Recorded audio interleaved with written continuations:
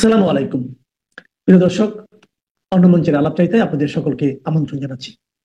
আসসালামু আলাইকুম রহমতুল্লাহি ওয়াবারাকাতুহু। সম্মানিত দর্শক, একটি বিশ্ববিখ্যাত আন্তর্জাতিক গণমাধ্যম এপি, অ্যাসোসিয়েট প্রেস এবং আমেরিকার খুবই স্বনামধন্য একটি সংবাদ সংস্থা।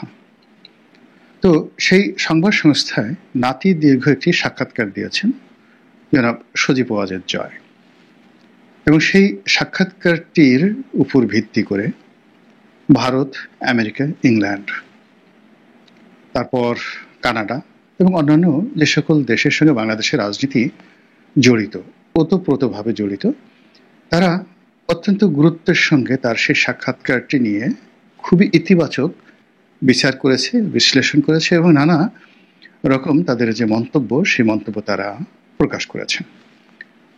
অ্যাসোসিয়েট প্রেসের সঙ্গে একটি এক্সক্লুসিভ সাক্ষাৎকার দেওয়ার মতো বিরল সৌভাগ্য আমাদের এই রাজনৈতিক অঙ্গনে কয়জনের হয়েছে এটা আমি বলতে পারবো না। তবে সমসাময়িক কালে যদি আপনি জামাতের আমির ধরেন, জনাব তারেক রহমান সাহেব ধরেন, কিংবা ডক্টর মোহাম্মদ ইউনূস ধরেন, এখন যারা রাজনীতিতে সম্মুখ সারিতে আছেন, এনসিপির যিনি প্রধান নাহিদ ইসলাম ধরেন, তারা অ্যাসোসিয়েট প্রেসে একটি সাক্ষাৎকার দেবেন। আর সেই সাক্ষাৎকারটি নিয়ে আবার ওয়াশিংটন পোস্ট সংবাদ পরিবেশন করবে। তারপরে ব্রিটেনের দ্য গার্ডিয়ান তারা সংবাদ পরিবেশন করবে।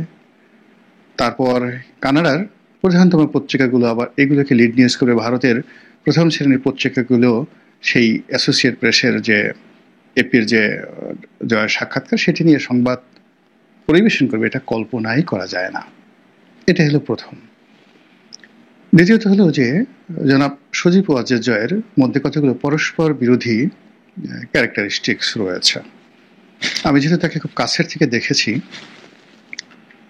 এ কারণে এই কথাগুলো আমি বলতে পারছি। প্রথমত হলো ইন্টেলিজেন্স, মেধা, এটার যে তার লেভেল, এটা আমাদের অ্যাভারেজ মেধার লেভেল না।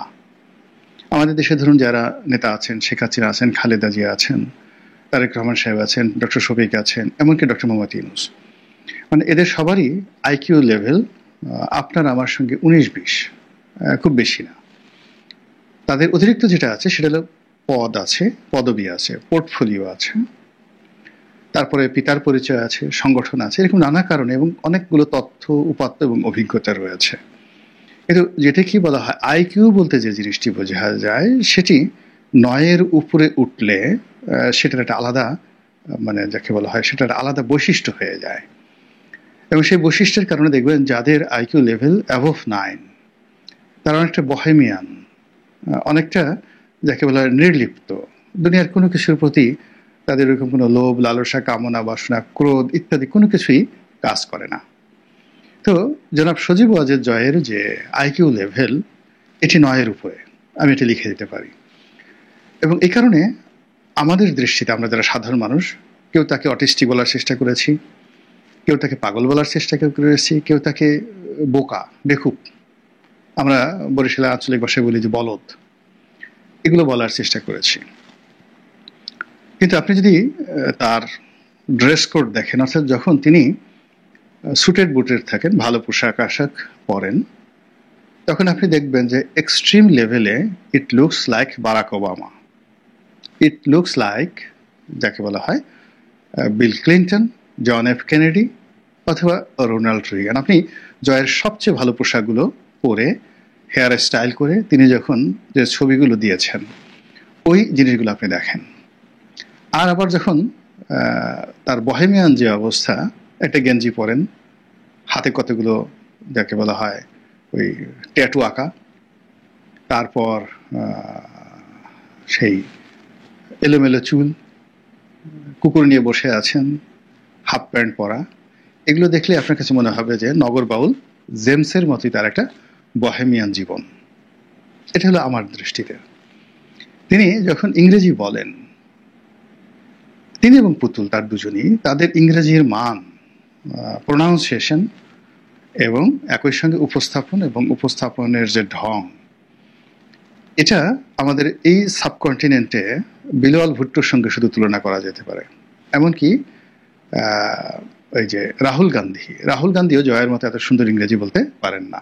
বেলাল ভুট্টো, তারপরে হিনা রাব্বানি খার, পাকিস্তানের যে পররাষ্ট্রমন্ত্রী, এই দুজনের ইংরেজি খুবই ভালো মানের ইংরেজি। ঠিক এই ইংরেজির লেভেল জয় এবং পুতুলের রয়েছে। তো কাজেই এপির মতো একটা প্রতিষ্ঠানের সঙ্গে আপনি যতই আপনাকে স্ক্রিপ্ট রেডি করে দেওয়া হোক, ধরুন আপনি $1 মিলিয়ন খরচ করে লবিং করে এপির একটা সাক্ষাৎকার দিলেন, কিন্তু আপনার যদি ইংরেজি জানা না থাকে এবং ইংরেজিতে আপনি বলতে না পারেন, এবং ইংরেজির দুটো, অর্থাৎ আপনাকে যারা প্রশ্ন করছে সেই প্রশ্নটা আপনাকে বুঝতে হবে এবং সে অনুযায়ী আপনাকে রিপ্লাই করতে হবে। তো সেই দিক থেকে তার এই সাক্ষাৎকারটি নিঃসন্দেহে তার যে আইকিউ লেভেলের যে এক্সট্রিম যে জায়গাটি ইতিবাচক, সুটেড অ্যান্ড বুটেড, সেটারই প্রতিফলন ঘটেছে। আর এই কদিন আমরা গত কয়েক মাসে তাকে বারবার তাকে নিয়ে যে ট্রল করেছি, আমরা তার বহেমিয়ান যে দিকটি রয়েছে সেটি নিয়ে ঠাট্টা মস্করা করেছি। ফলে কি হলো, অলারনে ছাড়েন যখন তাকে নিয়ে ভীষণ রকম মাতামাতি হচ্ছে, তার বক্তব্য নিয়ে, তার বক্তব্যের সারবস্তু নিয়ে, এবং হঠাৎ করে এই বক্তব্যের কারণ এবং এটা নিয়ে বিশ্ব গণমাধ্যম, যারা বিশ্ব রাজনীতির মোড়ল, মানে ওয়াশিংটন পোস্টের মতো একটা পত্রিকা, তারা যখন কোনো বিজ্ঞাপন নয়, এর আগে ডক্টর মোহাম্মদ ইউনূস এখানে বিশাল একটা বিজ্ঞাপন ছাপিয়েছেন, জয়ের এটা কোনো বিজ্ঞাপন নয়, যখন এইরকম একটা পত্রিকায় স্বতঃস্ফূর্তভাবে কোনো একটি খবর আসে, তখন ধরে নিতে হয় এর সঙ্গে আমেরিকার এবং পশ্চিমা দুনিয়ার যে নীতিগত সিদ্ধান্ত, সেই সিদ্ধান্তের কতগুলো কানেক্টিভিটি রয়েছে। এনিওয়ে, তো উনি যে কথাগুলো বলেছেন, খুব বেশি কথা বলেননি, যে কথার চম্বুক কতগুলো দিক ঘাটে পথে আমরা সবাই বলছি। সেটা হলো যে আওয়ামী লীগকে ছাড়া অর্থবহ একটি নির্বাচন হবে না, অংশগ্রহণমূলক একটি নির্বাচন হবে না, ইনক্লুসিভ একটি নির্বাচন হবে না, এবং এটিকে একটা ফ্রুটফুল ইলেকশন বলা যাবে না। সঙ্গতির কারণে প্রশ্ন আসতে পারে যে বিএনপিকে ছাড়া যে 3টি নির্বাচন হয়েছিল, সে ব্যাপারে উনি কিছু বলেননি কেন? মূল বক্তব্য হলো সেটা তিনি কেন বলবেন, আর এটা বলারই বা দরকার কি? বিএনপিকে ছাড়া যে ইনক্লুসিভ নির্বাচন হয়নি, এটা তো আওয়ামী লীগ যে হাড়ে হাড়ে টের পেয়েছে, এবং তার যে পতন, সেই পতনের মধ্যে এটা সিল মারা হয়ে গেছে। সেটা ওয়াজেদ সাহেব, সজীব ওয়াজেদ, জয় সাহেব বলুন আর না বলুন, ওটা বাস্তব। এবং সেটা থেকেই আওয়ামী লীগ যেভাবে শিক্ষা নিচ্ছে এবং যে কথাগুলো বলছে, এই কথার প্রেক্ষিতে আওয়ামী লীগকে ছাড়া যে একটা ভালো নির্বাচন সম্ভব নয়, এটা আমরা বলার চেষ্টা করছি। তাহলে আওয়ামী লীগ আর বর্তমান সরকার, আওয়ামী লীগ আর বিএনপি একই হয়ে গেল। বা বিএনপি যেভাবে 15 ফেব্রুয়ারি একটা নির্বাচন করেছিল, তো আওয়ামী লীগ 3টি নির্বাচন করে সেটার প্রতিশোধ নিয়েছিল, তোরা একবার করলি, আমরা 3বার করে দিলাম। তো এটা ছক্কা পক্কা কাটাকাটি এরকম ভাবে আমরা বাঙালিপনা করতে পারি, কিন্তু সামনে এগুনো যাবে না। জনাব জয় যে কথাগুলো বলেছেন, সে কথাটা হলো একটা নতুন দিগন্ত উন্মোচন করেছেন আলোচনার জন্য। সেখানে তিনি স্পষ্টতই যেটি বলার চেষ্টা করেছেন যে তার মায়ের যে সরকার ছিল, শেখ হাসিনার সরকার ছিল, সেই শেখ হাসিনার সরকার যে ব্রুটালিটি দেখিয়েছে, এটা অন্যায়, এটি ভুল। এখন এখানে আপনি অন্যায়, ভুল, ইংরেজি শব্দের অনেকগুলো অর্থ আপনি করতে পারেন, এবং সেটার বিচার হবে, বিচার হওয়া উচিত, এ ব্যাপারে কোনো দ্বিমত নেই। আরও একটি কথা তিনি বলেছেন যে আওয়ামী লীগকে ছাড়া ইনক্লুসিভ নির্বাচন হবে না, কিন্তু তাকে একটা ব্রিদিং স্পেস দিতে হবে। একেবারে নির্বাচন তফসিল ঘোষণা করা হলো, অলনে ছাড়েন আওয়ামী লীগের সুযোগ করে দেওয়া হলো, সেক্ষেত্রে আওয়ামী লীগের নির্বাচনে অংশগ্রহণ করবে না, আর অংশগ্রহণ করা তাদের পক্ষে সম্ভব না। এর কারণ হলো একটা নির্বাচনে জয়লাভ করার জন্য, প্রতিযোগিতা করার জন্য, দলকে গোছানোর জন্য যে ব্রিদিং স্পেস দরকার, এটা আওয়ামী লীগ পাচ্ছে না। ভালো কথা। তো এই যে কথা এই সময়টাতে আসলো কেন? যখন নির্বাচনের তফসিল ঘোষণার করার সময় মোটামুটি নির্ধারিত হয়ে আছে যে ডিসেম্বর মাসের প্রথমার্ধে, অর্থাৎ 15ই ডিসেম্বরের মধ্যে এখানে যাকে বলা হয় নির্বাচনের তফসিল ঘোষণা করা হবে। নির্বাচনের সেই তফসিল ঘোষণার 1 মাস আগে নভেম্বর মাসের 15 তারিখে জনাব তারেক রহমান দেশে আসবেন। তার নেতা নেত্রীরা রীতিমতো লঙ্কাকাণ্ড শুরু করে দিয়েছে, দৌড়াদৌড়ি, ঝাড় ফুঁক, গাড়ি বাড়ি, বুলেট প্রুফ গাড়ি, কারো কত কি। তিনি নেতা আসবেন, তাকে বরণ করে নেওয়া হবে, এবং সারা বাংলাদেশ 1 মাস শুধুমাত্র তারেক জিয়ার আগমন উপলক্ষে যেন যাকে বলা হয় জাঁকজমকপূর্ণ থাকে, উৎসাহে উদ্দীপনা উদ্বেলিত থাকে। তিনি যেখানে যাবেন শুধু বিএনপি, তারেক রহমান সাহেব ছাড়া অন্য কোনো কথা থাকবে না। আর সেই যে ভাইব, সেই ভাইবের কাছে শফিকুর রহমান সাহেব জামাতের আমির কিংবা জামাতের যে ভাইব, এটি মুহূর্তের মধ্যে মারা যাবে। অর্থাৎ গত 14 মাসে জামাত এনসিপি যে ভাইব তৈরি করেছে, ডক্টর মোহাম্মদ ইউনূস যে ভাইব তৈরি করেছে, তারেক রহমান সাহেব আসার সঙ্গে সঙ্গে সেটি ধামা চাপা পড়বে, মাটি চাপা পড়বে। এরকম একটা প্ল্যান নিয়ে যখন রাজনৈতিক অঙ্গন প্রস্তুত, তখন হঠাৎ করে কেন জয়ের এই শব্দ আসলো, আর জয়ের এই সাক্ষাৎকারটি কেন এই সময়ে আসতে হলো, এবং এটা নিয়ে কেন আন্তর্জাতিক গণমাধ্যম এতটা মাতামাতি শুরু করলো। এখানে একটা জিনিস বুঝতে হবে যে আমেরিকা বা পশ্চিমা দুনিয়া অতীতের যে কোনো সময়ের চাইতে তারা ম্যাচিউরড। 60-এর দশকে, 70-এর দশকে, 80-এর দশকে তারা কমিউনিজম বিরোধী, অর্থাৎ যতদিন পর্যন্ত যাকে বলা হয় সোভিয়েত ইউনিয়ন ছিল, তাদের পুরো ফোকাসটা ছিল কমিউনিজম বিরোধী, এবং এই জন্য তারা, মানে আমরা গোখরা সাপ দেখলে যেভাবে ভয় পাই, কমিউনিজম দেখলে তারা ওইভাবে ভয় পেত, এবং ওখানে তাদের বিবেক বুদ্ধি খাটাতো না। কেউ কেজিবির কথা বললে, রাশিয়ার কথা বললে, চীনের কথা বললে, ভিয়েতনাম কিউবার কথা বললে, চে গুয়েভারের কথা বললে, আমেরিকার অর্থ ভাণ্ডার এবং অস্ত্র ভাণ্ডার উজাড় করে দিয়ে তারা সেখানে সবকিছু করতো। তার প্রমাণ ভিয়েতনামের যুদ্ধ। আচ্ছা, এরপরে তাদের যেটি হলো, সোভিয়েত ইউনিয়নের পতনের পরে তারা প্রতিদ্বন্দ্বীহীন হয়ে পড়লো, এবং তারা ছোট ছোট যুদ্ধ, যেটা দরকার ছিল না, নিজেরা সেই তাদের যারা মিত্র তাদের সাথে যুদ্ধ করা শুরু করে দিল। ওখানে তারা গাদ্দাফি, ওখানে সাদ্দাম হোসেন থেকে শুরু করে আর অনেক জায়গাতে সারা বিশ্বে তারা অশান্তির সৃষ্টি করা শুরু করে দিল। এর মধ্যে পুতিনের অভ্যুদয় হলো, চীনের অভ্যুদয় হলো, এখন ভারতও পরাশক্তি। আর এই যে পরাশক্তির যে উদ্ভব, সেই উদ্ভবের মধ্যেই আমেরিকা খুব ভালোভাবে বুঝতে পেরেছে যে এখন তারা 60, 70, 80-র দশকে যে কাজগুলো করেছেন, কিংবা যখন তারা একক ক্ষমতা লাভ করেছেন তখন তারা যে কাজগুলো করেছেন, কিংবা যেভাবে ওসামা বিন লাদেন তৈরি করেছেন, তাকে ধ্বংস করেছেন, তালেবান তৈরি করেছেন, তাদেরকে ধ্বংস করেছেন, তারপরে আফগান মুজাহিদিন তৈরি করেছেন, তাদেরকে ধ্বংস করেছেন। তো এই যে তৈরি করে এবং ধ্বংসের যে খেলা, এই খেলাটি এখন আর চলছে না। ফলে দেখুন যে খুব অল্প সময়ের মধ্যে ডোনাল্ড ট্রাম্প ক্ষমতা আসার পরে, এমনকি জো বাইডেন ক্ষমতা আসার পরে, অনেকগুলো যুদ্ধ থেকে তারা নিজেদেরকে গুটিয়ে নিয়েছে।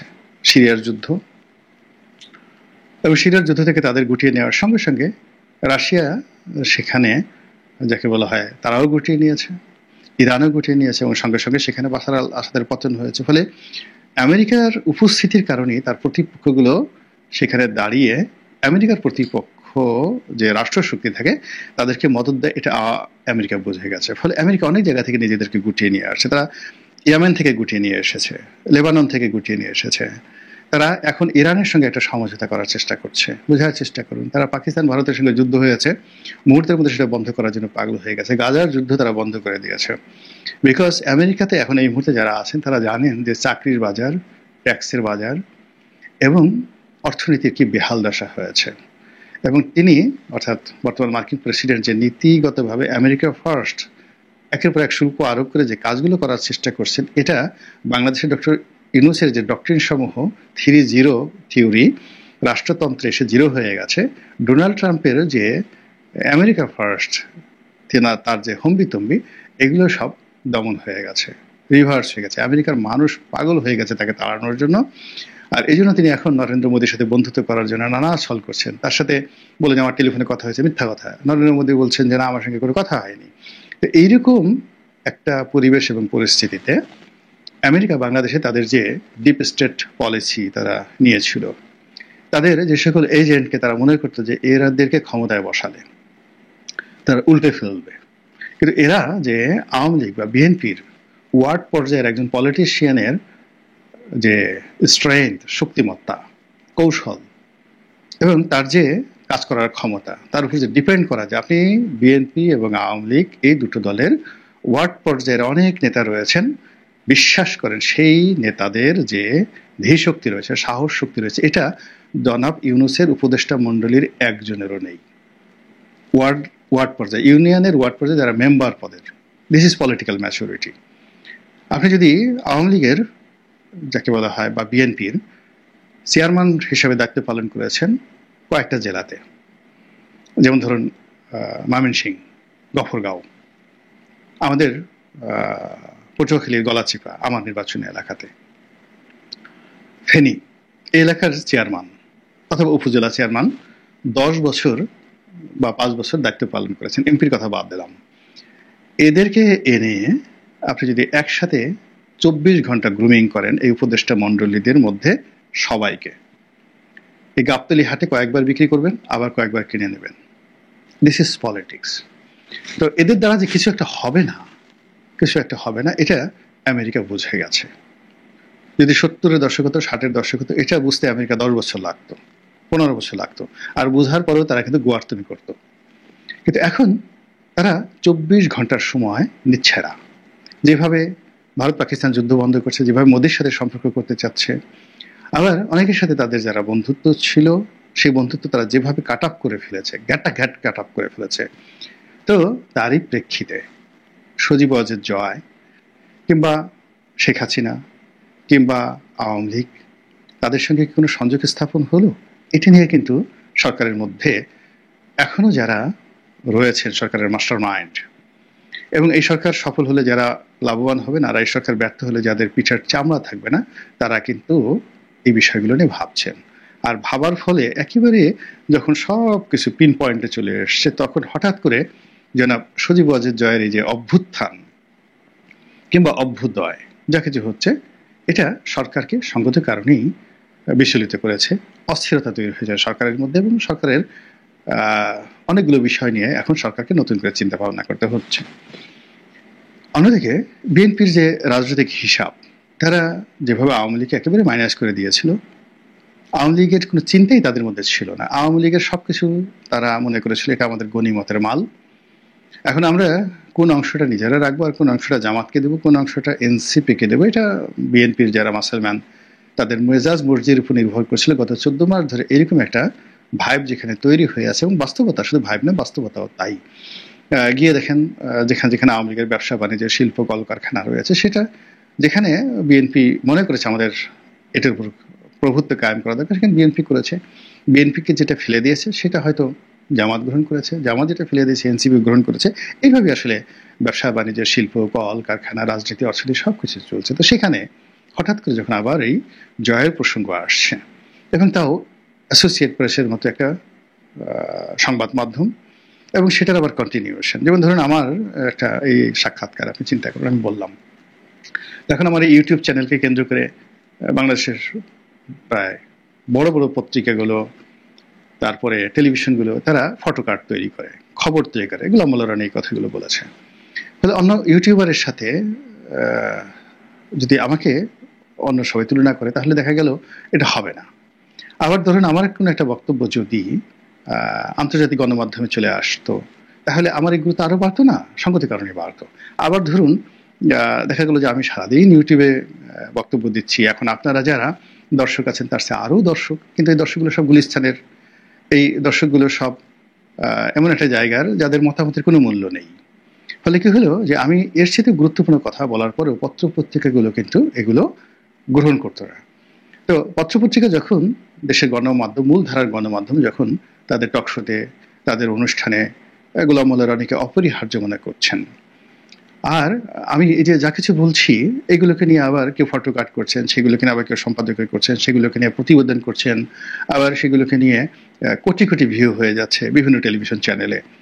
এর একমাত্র শক্তির উদ্দেশ্য হলো, একমাত্র যাকে বলা হয় রিজন, কারণটা হলো এই আমার ইউটিউব চ্যানেল যারা দেখেন তারা এদেশের হর্তাকর্তা, তারা এদেশের শিক্ষিত জন, আওয়ামী লীগ, বিএনপি, জামাতের শীর্ষ পর্যায়ের লোকজন রয়েছে। ফলে এখানে পাঠক বা দর্শক, ধরুন পরিমণের দর্শক বা হিরো আলমের দর্শকের যদি 10 ভাগের 1 ভাগও হয়, কিন্তু এটার ওয়েটটা অনেক অনেক বেশি।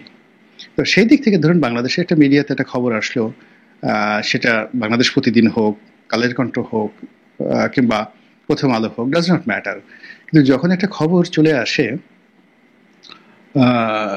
সেই এপির মতো পত্রিকাতে, বাংলাদেশে হয়তো 2 জনও পড়ে না, 5 জনও পড়ে না। যখন ওয়াশিংটন পোস্টে আসে, আমরা হয়তো ওয়াশিংটন পোস্টের কোনো প্রিন্টেড ভার্সন কেউ দেখিনি, আমিও তো দেখিনি এখন পর্যন্ত।